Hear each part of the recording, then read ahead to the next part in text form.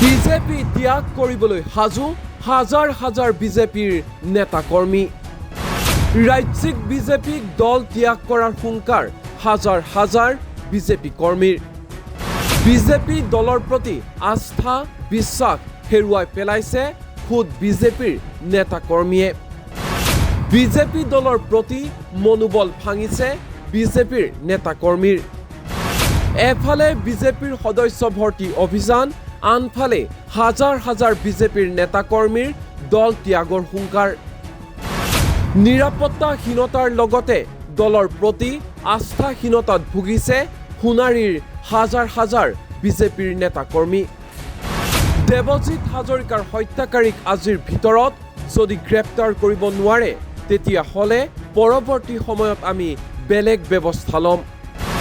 দলৰ হৈ নিষ্ঠাৰে কাম কৰি চৰম সিদ্ধান্ত লোৱা নেতাৰ পৰিয়ালক ৰক্ষণাবেক্ষণ দিয়া নাই বিজেপিয়ে।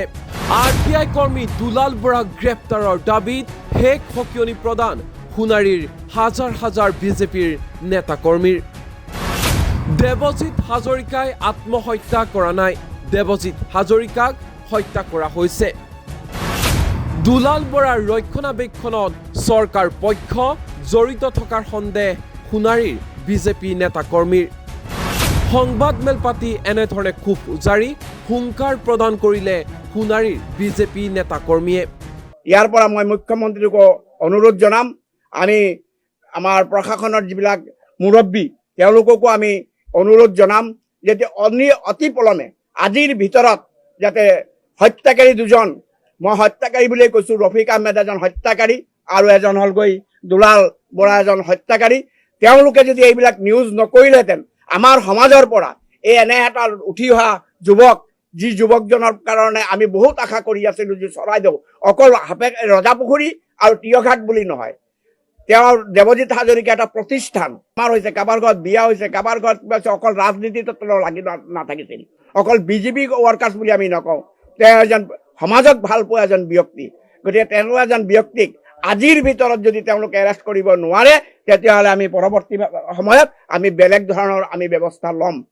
মই অনুভৱ কৰিছোঁ বিভিন্নজনৰ লগত বিভিন্ন সমাজত কথা পাতিছোঁ, দলে যেতিয়া ৰক্ষণাবেক্ষণ এজন কাৰ্যকৰ্তাক দিব নোৱাৰে আৰু দিয়া নাই বুলি মোৰ অনুভৱ হৈছে, তেতিয়া তেনেকুৱা ক্ষেত্ৰত ভৱিষ্যতৰ দিনত আমাৰ এই চৰাইদেউ জিলাত সোণাৰী সমষ্টিত ভাৰতীয় জনতা পাৰ্টীৰ যিসকল কাৰ্যকৰ্তা আছে তেওঁলোকৰ মনোবল ভাঙিছে আৰু ভৱিষ্যতে তেওঁলোকে এই পন্থাত কাৰ্যকৰ্ম কৰিব বুলি ভবা নাই।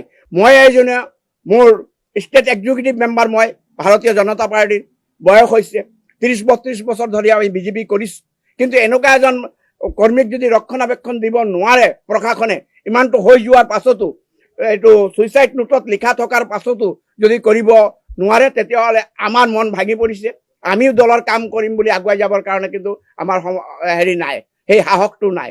তাৰ পাছত আৰু এটা কথা আছে যে ছুইচাইড নোট আমি জনাত কেইবা পৃষ্ঠাৰ ছুইচাইড নোট, সেই ছুইচাইড নোটটোত কি কি লিখা আছিলে আমি ৰাজহুৱাভাৱে এইটো জানিবলৈ বিচাৰিছোঁ।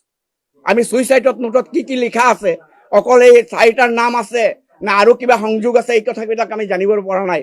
গতিকে সেইকেইটাও আমি জানিবলৈ বিচাৰিছোঁ। গতিকে ছুইচাইড নোটত কি আছে এইটো প্ৰশাসনে আমাক মুকলিকৈ এইটো দেখুৱাবৰ কাৰণে আপোনালোকৰ যোগেদি মই আহ্বান জনাইছোঁ। তেওঁ জেলতো গৈছিলে, জেলৰ পৰা অহাৰ পাছতো তেওঁ একে কুকৰ্ম কৰি আছে।